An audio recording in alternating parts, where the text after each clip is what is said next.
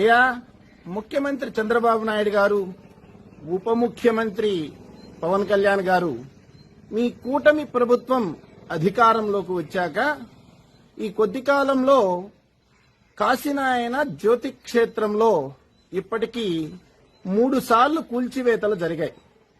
మొదటి 2 సార్లు కూల్చివేతలు జరిగాక మా దృష్టికి వచ్చినప్పుడు మేమేమనుకున్నామంటే, ప్రభుత్వానికి అనేక సమస్యలు ఉన్నాయి, మనం కొత్త సమస్యను సృష్టించకూడదు, పాలకులు ఆలోచన చేస్తారు, సరైనటువంటి నిర్ణయాలు చేస్తారు అని మేము ఆశించాం. కానీ దానికి భిన్నంగా 3వసారి వచ్చి మరికొన్ని నిర్మాణాలని కూల్చివేశారు. నా విష్ణు పృథివీపతి అని మేము నమ్ముతాం. పాలకులలో శ్రీ మహావిష్ణువు అంశం ఉంటుందని భావన. అంటే శ్రీ మహావిష్ణువు అంటే స్థితికారుడు అని, పోషించేవాడు, పాలించేవాడు, సంరక్షించేవాడు అని మేము నమ్ముతాం. పాలకులుగా ప్రజల్ని పోషించి సంరక్షించాల్సిన బాధ్యత మీదే.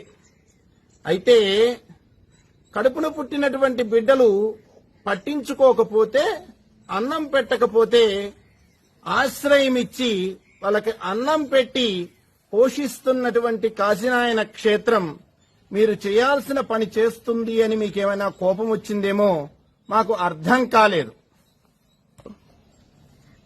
అయ్యా, మీరు కూలగొడుతుంది కేవలం నిర్మాణాలని మాత్రమే అని మీరు అనుకుంటున్నారేమో, మాకు తెలియటం లేదు కానివ్వండి. మీరు కూలగొడుతుంది కేవలం నిర్మాణాలని మాత్రమే కాదు బాబు.